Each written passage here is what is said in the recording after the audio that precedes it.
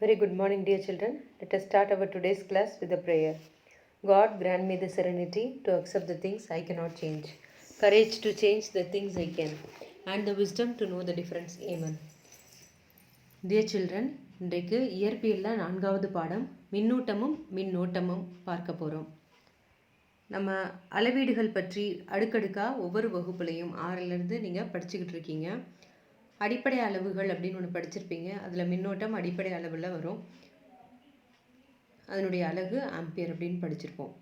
இப்போ அந்த மின்னூட்டம் பற்றி தான் பார்க்க போகிறோம். நிறை நீளம் ஆகியவற்றைப் போல மின்னூட்டமும் அனைத்து பருப்பொருட்களுக்கும் உரிய ஒரு அடிப்படையான பண்பு.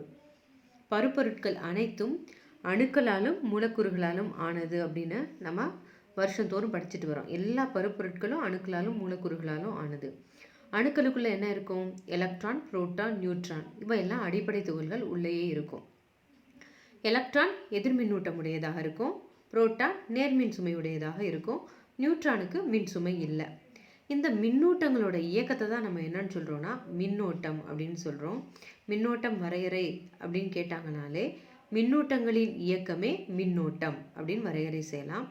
இப்போ மின்சாரம் இல்லாத ஒரு வாழ்க்கையை நம்மளால் நினச்சே பார்க்க முடியாது. அது முக்கியமான ஆற்றல் மூலங்களில் ஒன்றாக விளங்குகிறது. இந்த பாடத்தில் மின்னோட்டம், மின் சுற்றுப்படங்கள், மின்னோட்டத்தினுடைய விளைவுகள் ஆகியவற்றை பற்றி ஒரு தொடக்கம் தான் பார்க்க போகிறோம். ரொம்ப டீப்பாக இல்லை, ஒரு தொடக்கம் தான் பார்க்க போகிறோம். முதல்ல மின்னூட்டங்கள் அப்படின்னா என்ன? அணுக்கருவுக்குள்ள அணு இருக்குது. ஒரு அணுவை சுற்றி எலக்ட்ரான்கள் சுற்றி வருது. நடுவில் இருக்கிறது அணுக்கரு. அந்த அணுக்கருவுக்குள்ளே என்ன இருக்கும்? 2 துகள்கள் இருக்கும். நேர் மின்னூட்டம் கொண்ட புரோட்டான்களும் மின்னூட்டம் இல்லாத நியூட்ரான்களும் அணுக்கருவுக்குள்ளே இருக்கும். இந்த அணுக்கருவை சுற்றி எதிர் மின்னூட்டம் பெற்ற எலக்ட்ரான்கள் சுற்றி வந்துட்டே இருக்கும். எத்தனை எண்ணிக்கையிலான புரோட்டான்கள் இருக்கோ அத்தனை எண்ணிக்கையிலான எலக்ட்ரான்கள் தான் ஒரு அணுவில் கட்டாயம் இருக்கும். அதாவது புரோட்டான்களின் எண்ணிக்கையும் எலக்ட்ரான்களின் எண்ணிக்கையும் சமமாக இருக்கும். அதனால தான் அணு நடுநிலைத்தன்மை உடையதாக இருக்குது. புரோட்டானோட எண்ணிக்கை அதிகமாக இருந்தால் அது நேர்மின் அயனியாக மாறிடும். எலக்ட்ரானோட எண்ணிக்கை அதிகமாக இருந்ததுன்னா அது எதிர்மின் அயனியாக மாறிடும். ஒரு அணுவிலிருந்து எலக்ட்ரான் நீக்கப்பட்டால் எலக்ட்ரானை எடுத்துட்டோம் அப்படின்னா அது நேர்மின்னூட்டத்தை பெறுகிறது. அதை நேர்மின் அயனின்னு சொல்கிறோம். ஒரு எலக்ட்ரான் சேர்க்கப்பட்டால் அந்த அணு எதிர்மின்னூட்டத்தை பெறுகிறது. எனவே அதை எதிர் அயனின்னு சொல்கிறோம். என்ன அர்த்தம்? எலக்ட்ரானா நெகட்டிவ் தானே. நெகட்டிவோட எண்ணிக்கை அதிகமாக இருக்கிறதுனால எதிர் அயனி. ஒரு நெகட்டிவ் போனதுனால, ஒரு மைனஸ் போனதுனால அது நேர் அயனி. ஓகே. நெகிழி சீப்பினால் அப்படின்னா பிளாஸ்டிக் சீப்பினால் தலையை நல்லா வாரிடணும். வாரிட்டு குட்டி குட்டியாக பேப்பர் பீசஸை, கசக்காத பேப்பர் பீசஸை நீங்கள் பெட்டிலையோ எங்கேயோ டேபிள் மேலேயோ போட்டுக்கோங்க. தலையை நல்லா வாரிட்டு டக்குன்னு அந்த பிளாஸ்டிக் சீப்பை அந்த பேப்பருக்கு பக்கத்தில் கொண்டு போனீங்க அப்படின்னா என்ன ஆகும் அப்படின்னா அப்படியே அட்ராக்ட் ஆகும். அந்த குட்டி குட்டி பீஸ் எல்லாம் போய் அந்த சீப்பில் ஒட்டிக்கிறோம். இதுக்கு காரணம் என்ன அப்படின்னு சொல்லி பார்த்தீங்கன்னா, தலைமுடியிலிருந்து எலக்ட்ரான்கள் வெளியேறி சீப்பினுடைய முனியை அடையுது. எலக்ட்ரான்களை இழந்தால் முடி நேர்மின்னூட்டத்தையும், எலக்ட்ரான்களை பெற்றால் சீப்பு எதிர்மின்னூட்டத்தையும் அடைகிறது. ஓகேவா? எலக்ட்ரானை இழக்கிறதுனால முடி நேர்மின்னூட்டம் பெறுது, எலக்ட்ரானை பெறுவதனால சீப்பு எதிர்மின்னூட்டத்தை அடையுது. இப்போ மின்னூட்டத்தை அளவிடுதல். மின்னூட்டத்தினுடைய அலகு கூலும். நம்ம தமிழ் மீடியத்தில் தான் மின்னோட்டம் அப்படின்ற ஒரு ஸ்பெல்லிங்கில் இருக்குது.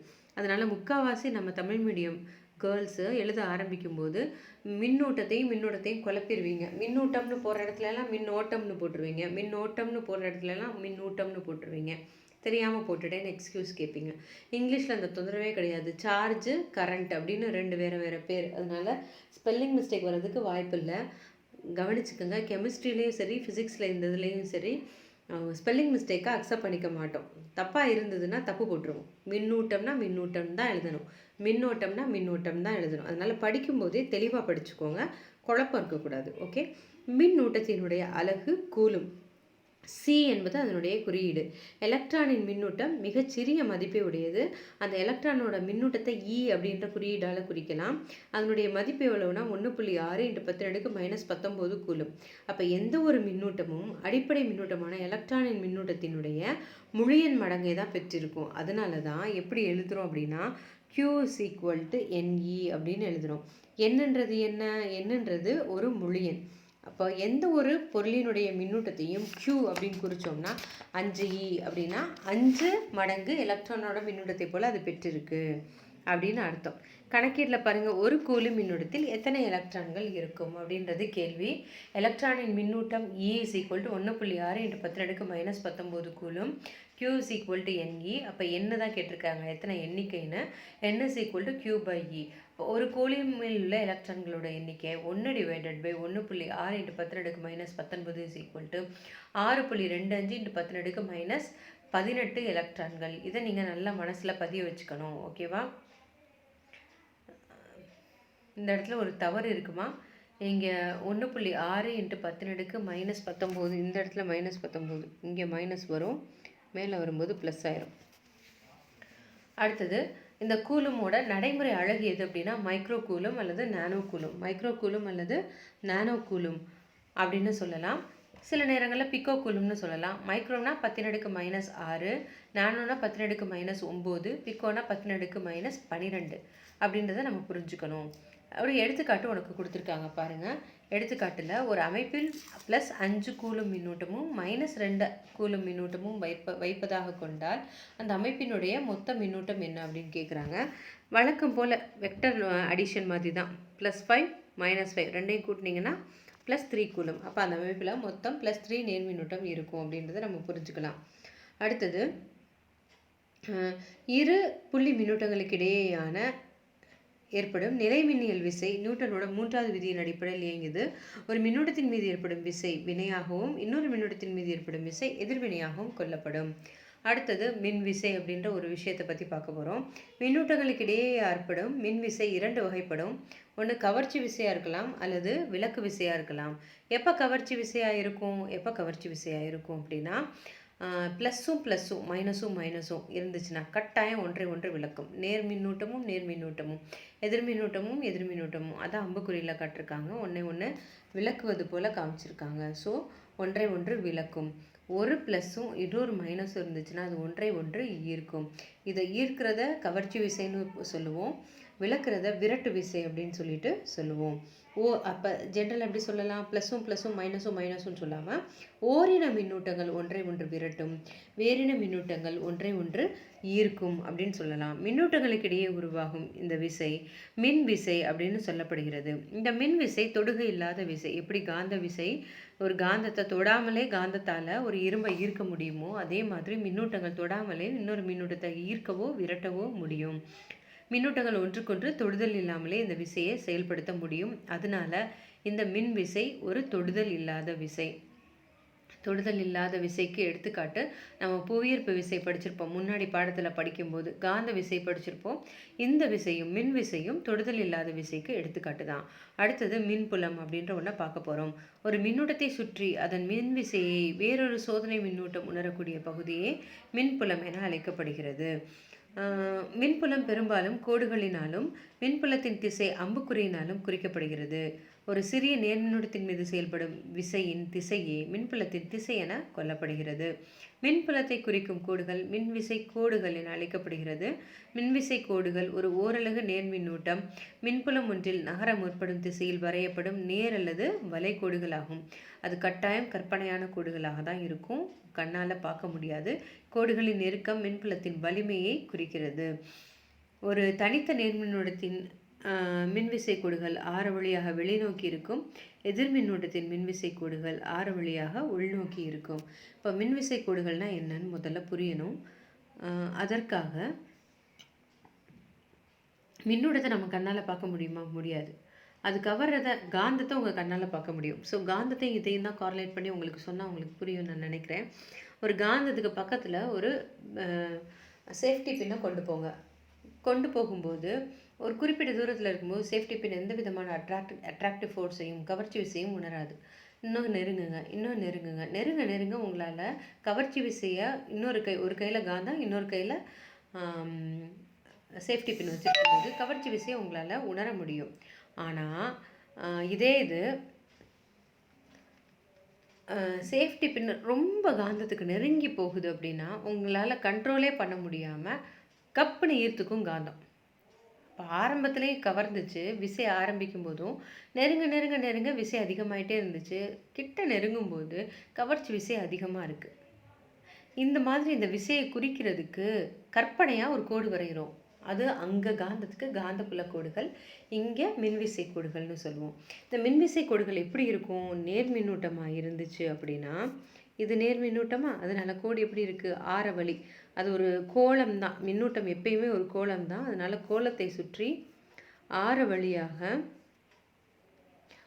வெளிநோக்கி அம்புக்குறி காட்டணும். ப்ளஸ்னா வெளிநோக்கி அம்புக்குறி காட்டணும்.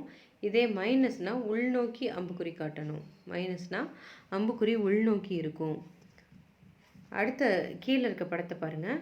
ரெண்டுமே மைனஸ், எதிரெதிர் மின்னூட்டம். அதனால் ஒன்றை ஒன்று விளக்குது, அட்ராக்டிவாக இல்லை. இப்போ ஈர்க்கிற படத்தை பார்த்தீங்கன்னா அடுத்து விளக்குற படம் உங்களுக்கு புரியும்னு நினைக்கிறேன். இந்த ஈர்க்கிற படத்தை பாருங்கள். இது ப்ளஸ்ஸு, இது மைனஸ். அப்போ என்ன ஆகுது? ஒன்றை ஒன்று ஈர்க்குது. அதனால் எப்பயுமே ப்ளஸ்ஸை விட்டு வெளியே போகுமா? ஆர வழி அப்படின் போது இதெல்லாம் ஆர கோடுகளாக இருக்குது. இந்த பக்கம் ஆர வழியாக தான் கோடு இருந்திருக்கணும். இங்கே ஒரு கவர்ச்சி விசைக்கு காரணமான ஒரு எதிர்மின்னூட்டம் இருக்குது. அதனால அப்படியே இந்த கோடு இதை நோக்கி கவர்ச்சி விசையை குறிக்கிறதுக்காக அம்புக்குறி எப்படி இருக்குது? மைனஸை விட்டு மைனஸை நோக்கி போகுது, ப்ளஸ்ஸை விட்டு விலகி போகுது. ஓகேவா? அப்போ இதுதான் ஒத்த மின்னூட்டங்கள். அப்போ இதே மாதிரி வேறின மின்னூட்டங்களுக்கு எப்படி இருக்கும்? ப்ளஸ்ஸாக இருந்துச்சுன்னா ஒன்றை விட்டு ஒன்று விலகி போகும். மைனஸாக இருந்துச்சுன்னா ஒன்றை விட்டு ஒன்று நோக்கி வரும். உங்களோட 5வது படத்தில் அம்புக்குறி தவறாக கொடுத்துருக்காங்க. படம் ரைட்டு, அம்புக்குறி எப்படி இருக்கணும்? வெளிநோக்கி போகிற மாதிரி இருக்கணும். ஓகேவா? 4வது படம் ரைட்டு, மைனஸை நோக்கி வரணும், ப்ளஸ்ஸை விட்டு வெளியில் போடணும். படம் வரைஞ்ச அந்த கதிர்கள்லாம் கரெக்டு, ஆனால் அம்புக்குறி மட்டும் வெளிநோக்கி வரைஞ்சிருக்கணும். ஓகேவா? அப்போ இதை தான் நம்ம என்னன்னு சொல்கிறோன்னா மின்விசை கோடுகள்னு சொல்கிறோம். ஓரலகு நேர்மின்னூட்டம் மின்புலம் ஒன்றில் நகர முற்படும் திசையில் வரையப்படும் ஒரு கற்பனையான வளைகோடு தான் மின்விசை கோடு. அடுத்தது மின்னழுத்தம் அப்படின்ற ஒன்றை பார்க்க போகிறோம். மின்னழுத்தம் மின்னூட்டங்களுக்கு இடையேயான மின்விசை இருந்தாலும் அந்த நிலையிலேயே அது இருத்தப்பட்டுள்ளனவா அப்படின்றத நம்ம தெரிஞ்சுக்கணும். மின்னூட்டத்தை சுற்றி ஒரு மின்புலம் இருக்குன்றது நம்ம முன்னாடி செக்ஷனில் படித்தோம். அப்போ இந்த புலத்தில் இருக்கக்கூடிய இன்னொரு மின்னூட்டம், அந்த மின்புலத்துக்குள்ளே இன்னொரு மின்னூட்டத்தை வச்சா அது என்ன செய்யும்? அது விசையை உணரும். மறுதலையாக முதல் மின்னூட்டமும் என்ன செய்யும்? 2வது மின்னூட்டத்தின் காரணமாக ஒரு விசையை உணரும். இந்த மின்னூட்டங்களை நிலைநிறுத்தி ஒரு அமைப்பாக வைப்பதற்கு ஒரு வேலை செய்யணும். இதன் விளைவாக மின்னழுத்தம் என்ற ஒரு அளவீடு தோன்றுகிறது. இது ஒன்றுமே கிடையாது. திரும்பவும் காந்தத்துக்கு வாங்க. இந்த கையில் ஒரு காந்தம் வச்சுருக்கிறீங்க, இன்னொரு கையில் ஒரு குண்டூசி வச்சுருக்கிறீங்க. அப்போது காந்தத்தின் அருகில் குண்டூசியை கொண்டு வரீங்க. கொண்டு வரும்போது அது ஈர்க்கும். அது ஒன்று ஈர்க்காமல் இருக்கிறதுக்காக நீங்கள் என்ன செய்வீங்க அப்படின்னா குண்டூசியை பிடிச்சி இழுப்பீங்க. உங்களை அறியாமலே ஒரு விசையை நீங்கள் என்ன செய்கிறீங்க அப்படின்னா அந்த குண்டூசியின் மேலே செலுத்துறீங்க. காந்தத்தினுடைய கவர்ச்சி விசைக்கு குண்டூசி உட்படாமல் போய் டக்குன்னு லாக் ஆகி தொற்றாமல் இருக்கிறதுக்காக பிடிச்சி பின்னாடி இழுக்கிறீங்க, குண்டூசியை புல் பண்ணுறீங்க. அப்படி நீங்கள் செய்கிற அந்த வேலை தான் மின்னழுத்தத்துக்கு, அந்த காந்தப்புல அழுத்தத்துக்கு காரணம். இங்கே ஒரு மின்னூட்டம் இருக்குது, அது ப்ளஸ்ஸுமாக இருந்துச்சுன்னா ஒன்று பயங்கரமாக விளக்கும். விளக்காமல் இருக்கிறதுக்காக நான் திரும்ப அதை ஃபோர்ஸ் பண்ணி புல் பண்ணுவேன், உள்ளே தள்ளுவேன். ஓகேவா? புஷ் பண்ணுவேன், இல்லை தள்ளுவேன், அந்த இடத்துல நிலைநிறுத்துறதுக்காக. இதே இது ப்ளஸ்ஸும் மைனஸும் இருக்குது அப்படின்னா ஒன்று ஒட்டிக்கிறோம், சேர்ந்துடும். அப்படி சேராமல் இருக்கிறதுக்காக நான் இழுக்கணும் பின்னோக்கி, அதை நான் வச்ச இடத்துலையே நிலைநிறுத்தி வைக்கிறதுக்காக. இப்படி வைக்கிறது இதற்காக செய்யப்படுகின்ற வேலையின் விளைவாக தான் ஒரு மின்னழுத்தம் தோன்றும். அனைத்து மின்விசைகளுக்கும் எதிரான ஓரலகு நேர் மின்னூட்டம் ஒன்றை ஒரு குறிப்பிட்ட புள்ளிக்கு கொண்டு வர செய்யப்படும் வேலையே மின்னழுத்தம் என வரையறை செய்யப்படுகிறது. மின்னழுத்தத்தோட வரையறை இதுதான். அடுத்ததாக மின்னூட்டம் பார்க்க போகிறோம். ஒரு புள்ளி மின்னூட்டங்கள் பற்றி பார்த்துட்டோம். இந்த மின்னூட்டம் ஒரே இடத்துல எப்பயுமே இருக்காது, அது தொடர்ந்து ஓடிக்கிட்டே இருக்கும். ஓகேவா? அதன் விளைவாக தான் மின்னோட்டம்ன்ற ஒரு விஷயம் உருவாகுது. அதை தான் இப்போ பார்க்க போகிறோம். மின்னூட்டம் பெற்ற பொருள் ஒன்றிற்கு கடத்தும் பாதை அளிக்கப்பட்டால் எலக்ட்ரான்கள் அதிக மின்னழுத்தத்திலிருந்து குறைவான மின்னழுத்தத்திற்கு அப்பாதை வழியாக பாய்கின்றன. பொதுவாக மின்னழுத்த வேறுபாடானது ஒரு மின் கலத்தினாலோ அல்லது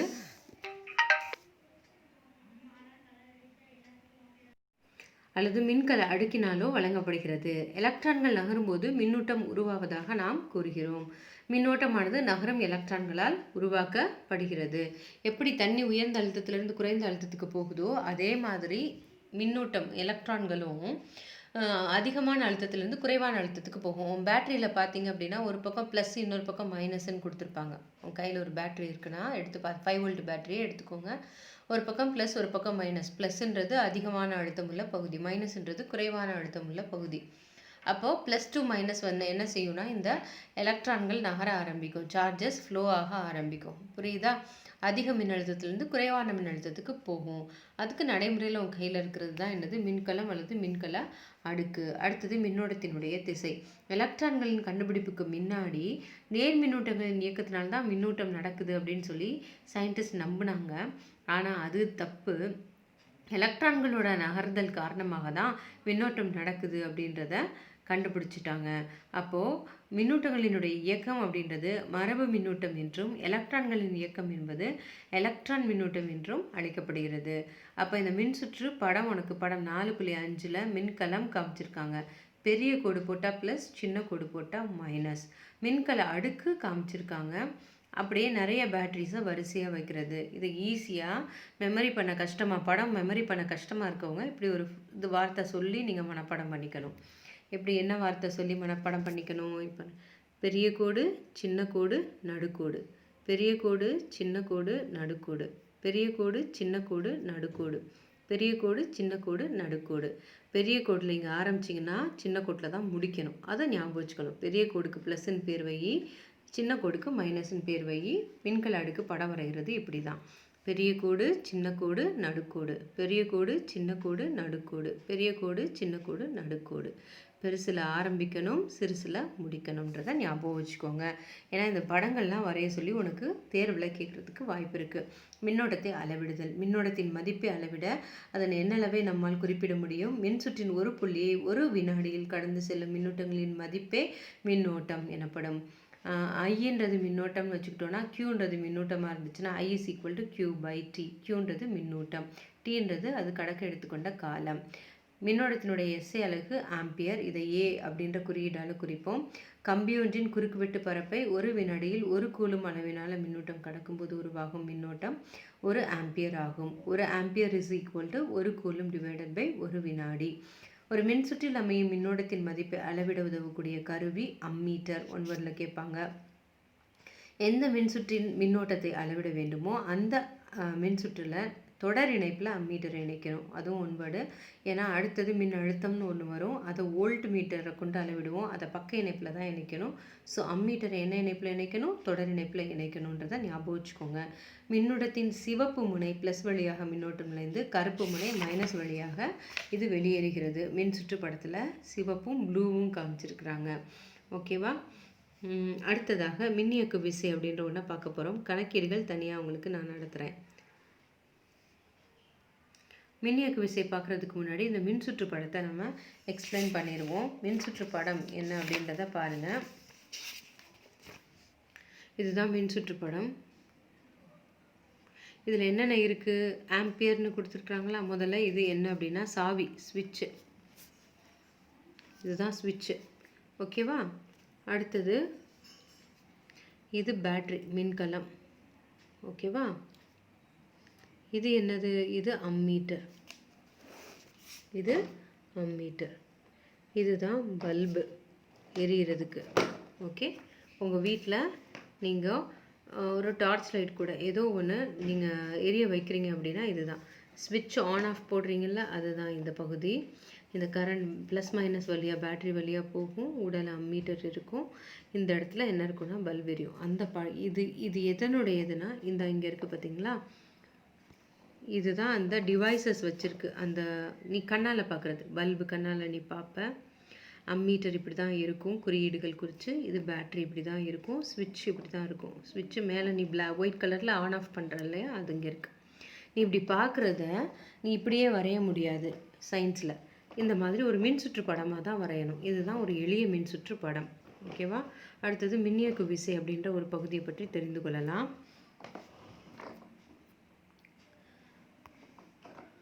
நீர் நிரப்பப்பட்ட ஒரு முனையின் இரு முனைகளும் இணைக்கப்பட்டிருக்கதா கருதுவோம். முழுவதும் நிரம்பி இருந்தாலும் நீர் தானாகவே அந்த குழாயை சுற்றி வர முடியாது. அதுக்கு பதில் ஒரு பம்பு வேணும். அந்த பம்பை வச்சு நம்ம என்ன செய்வோம்? மோட்டார் வச்சு அந்த நீரை தள்ளுவோம். அதனால் ஒரு நீரோட்டம் நல்லாவே நடக்கும். இயங்கும் நீரை கொண்டு பயன்படும் வகையில் வேலை செய்ய முடியும். நீர் சக்கரம் ஒன்றை இடையில பொருத்தணும் அப்படின்னா அது சுழலும், அதன் மூலம் பொறிகளை இயக்கவும் முடியும். அதுபோல தான் ஒரு வட்ட வடிவ தாமிர கம்பியில் எலக்ட்ரான்கள் நிரம்பி இருக்கும். இருந்தாலும் அது எந்த குறிப்பிட்ட திசையிலையும் இயங்காது, ரேண்டமாக அது நோக்கத்துக்கு இயங்கிக்கிட்டு இருக்கும். அது ஒரு குறிப்பிட்ட திசையில் இயங்க வச்சாதான் கரண்ட் பாஸ் ஆகும். அப்படி ஒரு குறிப்பிட்ட திசையில் இயங்க வைக்க ஒரு விசை தேவை. அந்த விசைக்கு பேர் தான் என்ன அப்படின்னா மின்னியக்கு விசை. அந்த விசைக்கு பேர் தான் என்னது? மின்னியக்கு விசை. ஓகேவா? இப்போ மின்கலங்களும் மற்ற மின்னாற்றல் மூலங்களும் இறைப்பானை போன்று செயல்பட்டு மின்னூட்டங்களை தள்ளுவதால் அவை கம்பி அல்லது கடத்தின் வழியாக பாய்கின்றன. மின்னாற்றல் மூலங்களின் இந்த தள்ளும் செயல்பாடு அவற்றின் மின்னியக்கு விசையினால் ஏற்படுகிறது. மின்னியக்கு விசையினுடைய குறியீடு இ, ஸ்மால் ஈல குறிக்கணும். ஒரு மின்னாற்றல் மூலத்தின் மின்னியக்கு விசை என்பது ஓரலகு மின்னூட்டமானது மின் சுற்றை ஒரு முறை சுற்றி வர செய்யப்படும் வேலை. E is equal to E மின்னியக்கு விசை, வேலை டிவைடட் பை மின்னூட்டம் W/Q.